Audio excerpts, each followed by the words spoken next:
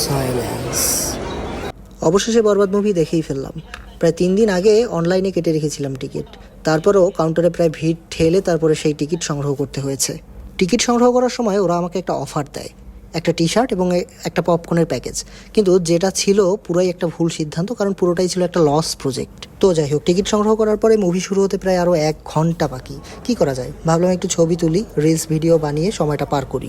কিন্তু মুভিটা যে বরবাদ মুভি, এই মুভির এত রিভিউ দেখেছি যে অপেক্ষা কোনোভাবেই সহ্য হচ্ছিল না। তো যাই হোক, ক্যামেরা পার্সন বলছিল আমার হাসি নাকি অনেক সুন্দর, আমাকে নাকি দেখতে ইদানিং নায়কের মতো লাগে, অভিনয় করলে নাকি সাকিব খানের মার্কেট থাকবে না। আমি অবশ্য এসব কথায় কান না দিয়ে ভিড় ঠেলে টপ ফ্লোরে চলে এসেছি। মুভি শুরু হতে এখনো অনেকটা সময় বাকি, তাই তো পপকর্নের জন্য সিরিয়াল দাঁড়িয়েছি। কিন্তু সিনেমা শুরু হইতে আরো অনেক সময় লাগবে, যার কারণে খাবার তো আর রেখে দেওয়া যায় না। যাই হোক, আমি এতটাও খাদক না, কিছুটা খাবার অবশ্য বাঁচিয়ে রেখেছি মুভির জন্য। ভিতরে ঢুকেই অবশ্য এবার আমার সিট খোঁজার পালা। তবে সিট খুঁজতে বেশি সময় লাগলো না, খুব সহজেই আমি আমার সিটটা পেয়ে গেলাম। আরাম করে বসার আগেই জাতীয় সঙ্গীত শুরু হয়ে গেল, সবাইকে দাঁড়িয়ে পড়তে হলো। এই ব্যাপারটা অবশ্য আমার কাছে বেশ ভালোই লেগেছে। এর পরের কথা অবশ্য কিছুই বলবো না, সাকিব খানের ছোটবেলার দুষ্টমি দিয়ে মুভির শুরু।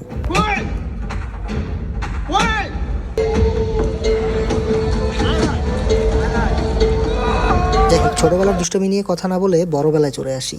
কি এন্ট্রি বস! আমি তো সাকিবে পুরাই মুগ্ধ। যাই হোক, আইটেম সংটা পুরাই করা।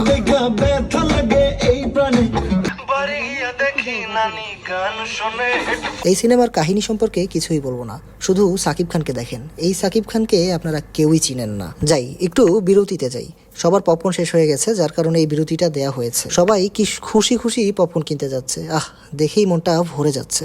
বিরতি থেকে ফিরে বসকে দেখে মনটা ভালো হয়ে গেল, কিন্তু একটা জিনিস মিসিং। নায়িকা কোথায়? নায়িকাকে পাওয়া গেল, কিন্তু তার কান্না দেখে সাকিবের সাথে সাথে আমিও গলে গেলাম। প্রকৃত নাগিন বুঝি এমনই হয়। নাগিন কেন বললাম তা বলা যাবে না, কিন্তু একটা কথা বলবো যে প্রেম করার আগে সাবধান, না হয় এই পরিণতি ভোগ করতে হবে। ও মাই গড, কি দৃশ্য এটা! ছোট ছোট অনেক ভিলেন আসলেও আসল ভিলেনের দেখা এবার পেলাম। কিন্তু সাকিবের একই দশা। চলে এলাম সিনেমার একদম শেষ পর্যায়ে। সমস্ত টুইস্ট আপনাদের জন্যই রেখে দিলাম, শুধু এই সিনটা ব্যতীত। যাই হোক, রাত অনেক হয়ে গেছে, সবার সাথে সাথে আমারও বাড়ি যেতে হবে। তাই তো জিল্লুকে বললাম গেট খোলার জন্য। গেট খোল, বেরোবো এবার। পয়সা পুরো উসুল, কারণ হলো গিয়ে সাকিব খান। এই যে লুক, এই লুকই পয়সা উসুল হয়ে গেছে।